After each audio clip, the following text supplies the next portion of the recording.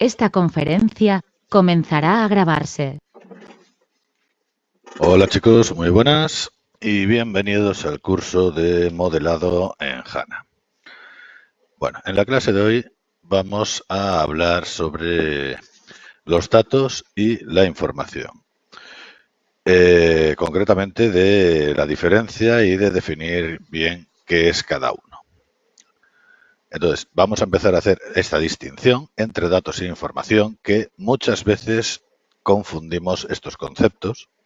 Y yo soy el primero que a veces lo digo de forma incorrecta, llamando información a los datos o hablando de datos cuando realmente estoy hablando de información. Tener en cuenta que una base de datos no es más que un conjunto de datos que están almacenados para su uso en el futuro. El resultado del procesamiento de esos datos es la información. Podemos entender como datos cualquier tipo de información que podamos guardar en nuestra base de datos, ya sean textos, vídeos o audios. Por eso, en este punto vamos a tratar de definir y diferenciar estos conceptos. Ya veis que incluso en esta definición parece que está utilizando un término u otro indistintamente, pero ahí radica el problema. Vamos a ver si logro simplificároslo de primeras y luego seguimos otro poco con esta documentación. Cuando hablamos de lo que van a contener nuestras tablas en la base de datos, estamos hablando de datos. Quiero decir, poneros que tenemos una tabla que va a guardar el nombre de alguien, su apellido, su número de teléfono y su año de nacimiento. Estos, cada uno de ellos, son datos. Su nombre es un dato, su apellido es otro dato, su número de teléfono es otro dato. Por sí solos, ninguno de ellos es información. Sin embargo, si realizamos una consulta y sacamos todos los datos de esa tabla junto con los de otra tabla y unificamos, no sé, pues el nombre y el apellido, su edad, su dirección y su sueldo, pues sacamos esos datos con un formato y una conjunción concreta que nos permite conocer algo. En este caso, que una persona de una edad X y que vive en tal sitio tiene un sueldo de tal cantidad. Con estos datos de mucha gente podría realizar un proceso analítico y obtener, por ejemplo, una estadística. Y esto ya sí podríamos considerarlo información, pues ya nos está proporcionando un conocimiento sobre algo. Pero bueno, vamos a ir viéndolo poco a poco. Los datos. Cuando hablamos de datos, hablamos de algo que no es información más que en un sentido amplio de la palabra, ya que por sí solos no permiten la adopción de la decisión más conveniente, dado que no aportan los conocimientos necesarios para ello. Solo tras su adecuado procesado se proporciona el conocimiento adecuado para poder ser considerados como información. Como he dicho, un nombre, un número, una descripción, en muchos casos, fuera de contexto, ni siquiera tienen un sentido propiamente dicho. Son solo datos. Debido a la gran variedad que nos podemos encontrar en los datos, podemos catalogarlos en diferentes tipos. Esto limita los datos y define qué valores pueden tomar y qué operaciones podemos realizar con ellos. Quizás sea un poco pronto para entrar en esto, pero ya que lo encontraba mencionado en la documentación, pues vamos a añadirlo. Los tipos de datos los vamos a ver cuando comencemos con el SQL, con el lenguaje DDL concretamente. Tendremos que decidir qué tipo de datos será el más correcto para cada caso, para así poder meter los datos en el espacio más ajustado posible, para que de este modo podamos ahorrar memoria, mejorar el rendimiento, este tipo de cosas, que por lo general parece que no son tan importantes, pero cuando pasamos estas herramientas a trabajar con Big Data, cada minúscula modificación, cada elemento que nos permita ahorrarnos una milésima de segundo, se enfrentará a millones y millones de registros, por lo que esa décima de segundo puede convertirse en minutos. Y qué mencionar si habláramos de algo que supusiera medio segundo. Ahí hablaríamos casi de días de diferencia. Es por eso que hay algo que quiero que os deis cuenta. En este curso vamos a aprender a utilizar las herramientas. Vamos a trabajar con volúmenes de datos pequeñitos, porque a fin de cuentas las herramientas y las operaciones que vamos a realizar no dependen del volumen, sino de la lógica, del razonamiento adecuado para llegar a un fin. El volumen de datos que procesemos va a afectar solamente al tiempo que tarde en finalizar el proceso. Por eso nos puede llevar a engaño. Algo que con pocos datos funciona perfectamente y en un tiempo más que aceptable, puede que al enfrentarlo a un volumen inmenso de datos, empecemos a notar que no es tan óptimo como creíamos. Ahí tendremos que empezar a analizar nuestro proyecto. Podremos utilizar herramientas de análisis que nos irán mostrando información sobre su ejecución y de ese modo poder encontrar qué parte queremos mejorar. Pero bueno, quizá me estoy adelantando mucho en este momento, ¿no? Por ahora solo estamos hablando de los datos y en este caso de los tipos de datos. Vamos a encontrárnoslos de distintas clases y podemos, a grosso modo, dividirlos en varias categorías.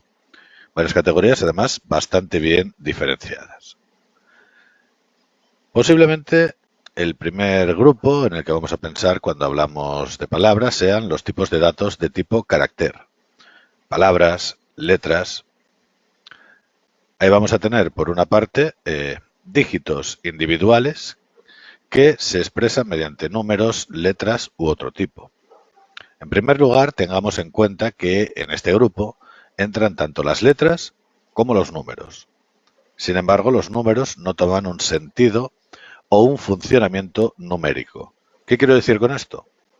Estos números no van a servir para realizar operaciones matemáticas.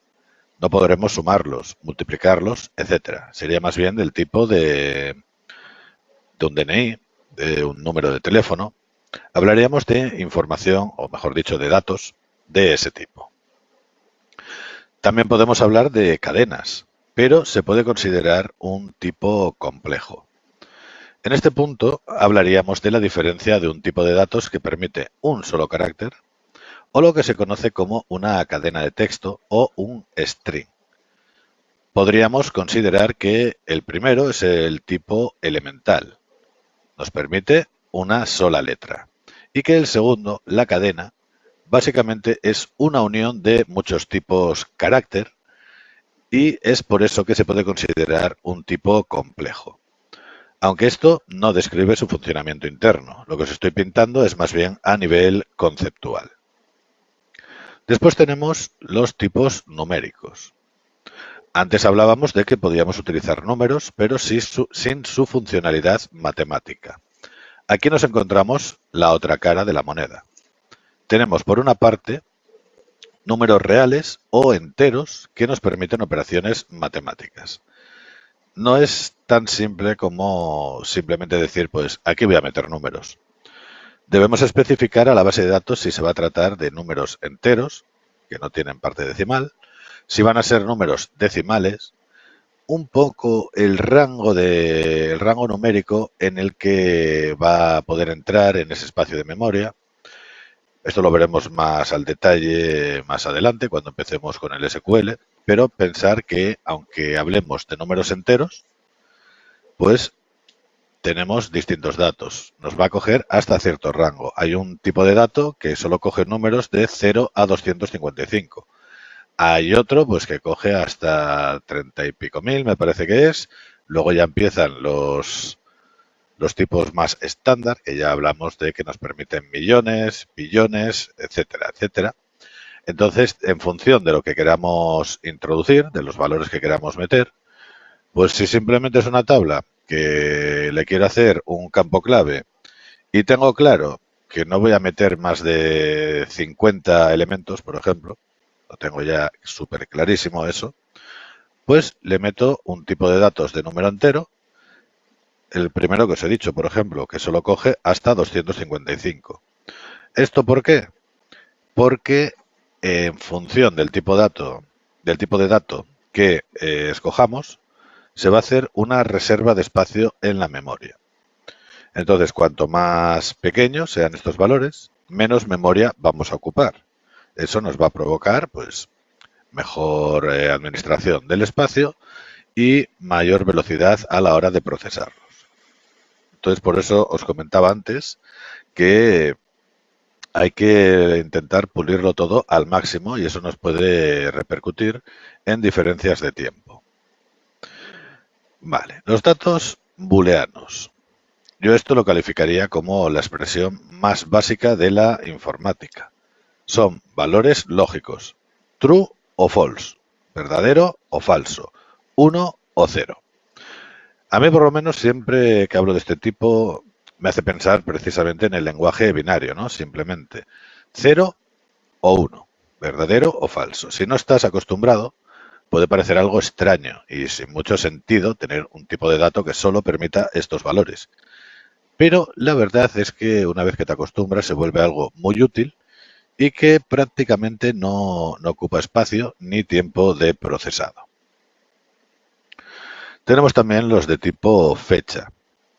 No puedo decir mucho más sobre ello, ¿no? El almacenamiento es sencillo, pero es un tipo de dato que a veces nos da bastante la lata a la hora de operar con él.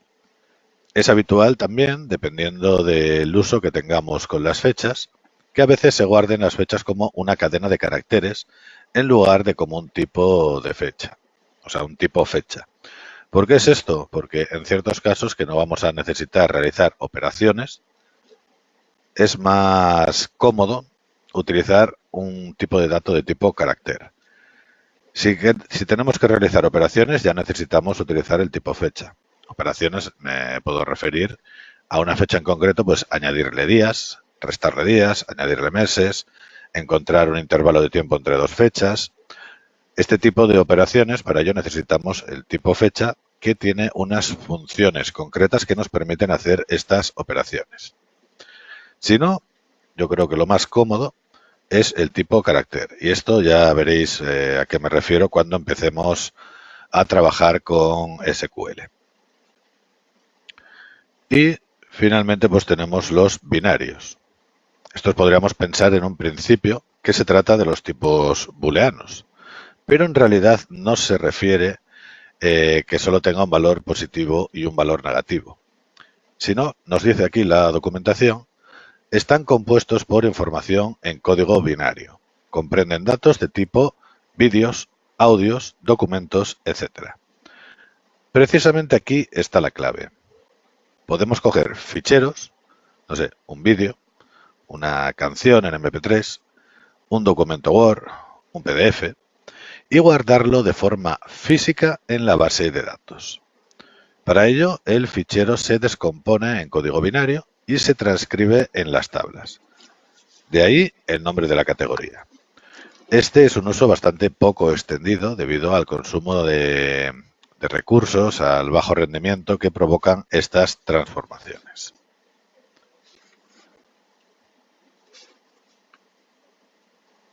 Vale. Bueno, pues sobre el tema de los datos, yo creo que tenemos un poco todo recopilado, ¿no? Vamos a ver ahora la parte que se refiere a la información. Vale, información.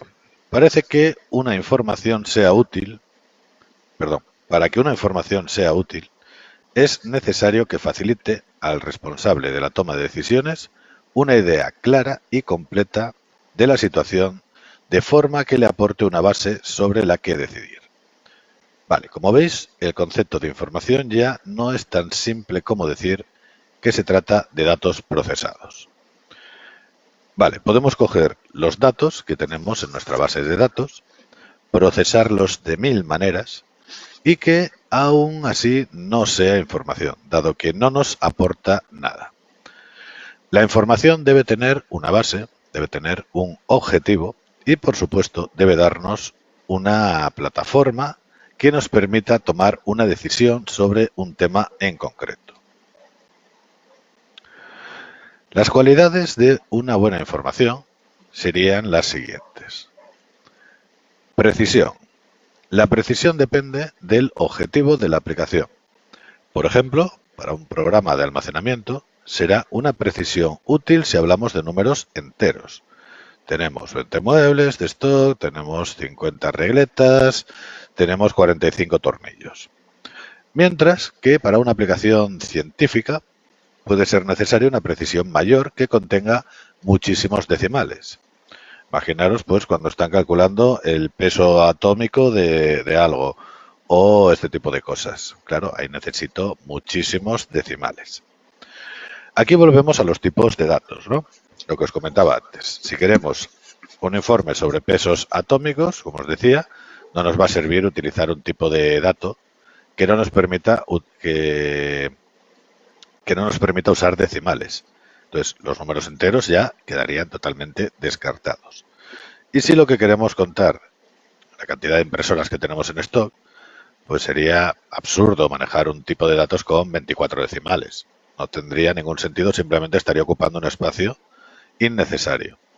Aunque esta parte casi influye más en la parte de datos que en la de información, al menos según lo estoy explicando, ¿no? La cosa es que si quiero realizar cálculos con pesos atómicos, por seguir con el ejemplo, cuantos más decimales utilice, más precisa será la información que obtenga de este proceso, de este procesado. Y por supuesto, menos margen de error vamos a tener a la hora de tomar una decisión. El segundo punto sería la exactitud. Si la información no es exacta, puede llevarnos a cometer un error. Para este punto, pensar más bien, periodismo.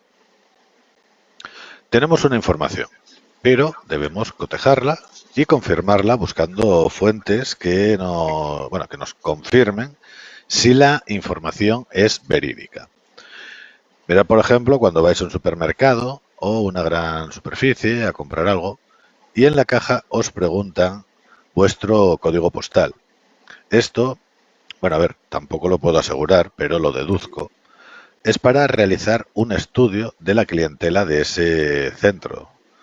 Supongo que puedes hacer un estudio para ver de dónde vienen tus clientes, temas de comunicaciones, transportes.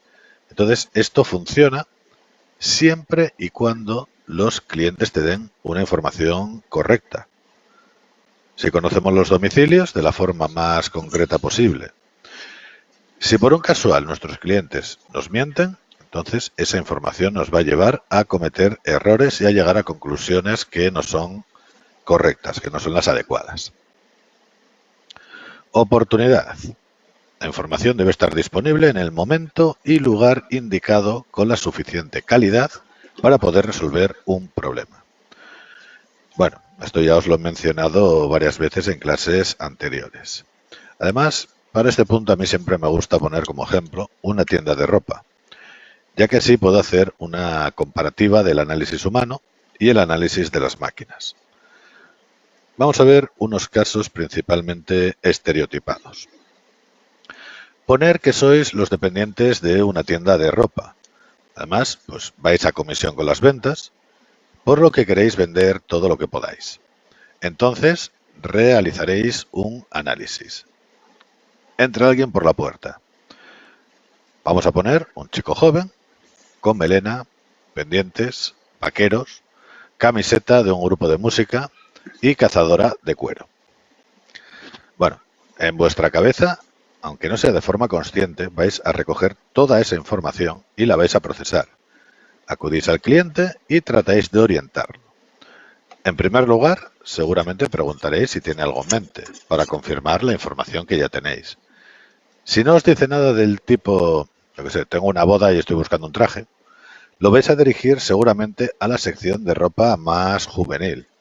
No le enseñaréis un jersey, polos de Lacoste, camisas formales, no le enseñaréis trajes. Ya iréis a un estilo bastante definido y concreto, ya que es la información que habéis obtenido con los datos que os han dejado.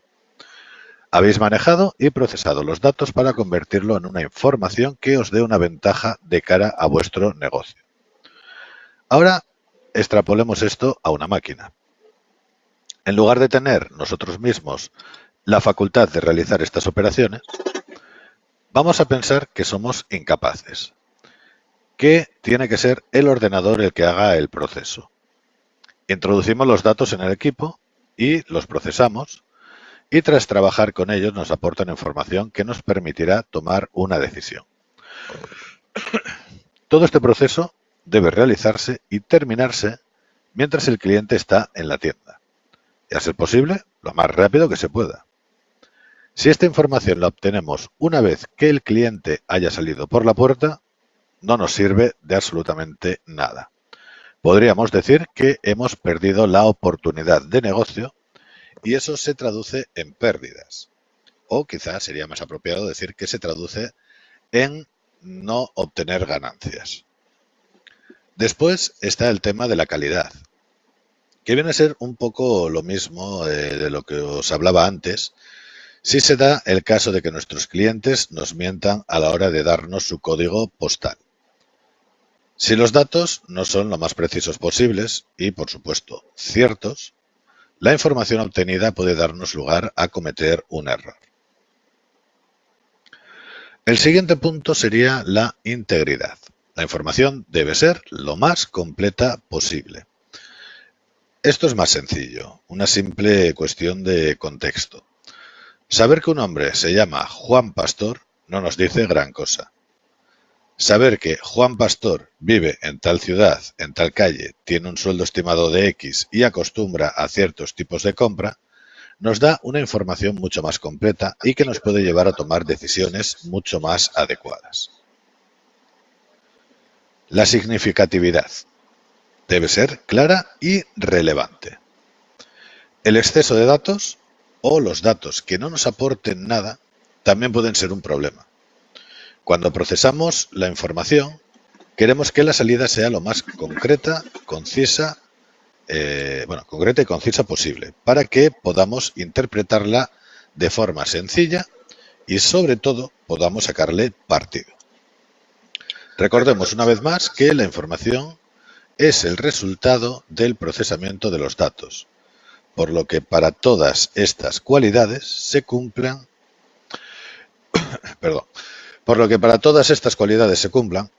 debemos tener un especial cuidado en la recopilación, limpieza y verificación de los datos. Bien, una vez aclarados estos puntos, vamos a entrar por fin en lo que viene siendo el modelado de datos propiamente dicho. Esta clase vamos a finalizar en este momento, dejamos el tema cerrado y en la próxima ya vamos a ir conociendo las mecánicas de los diagramas, entidad-relación, el modelo relacional, en qué consisten estos procesos y cómo empezar a implementarlos. Entonces, nada chicos, como siempre, buenas noches y nos vemos en la próxima clase.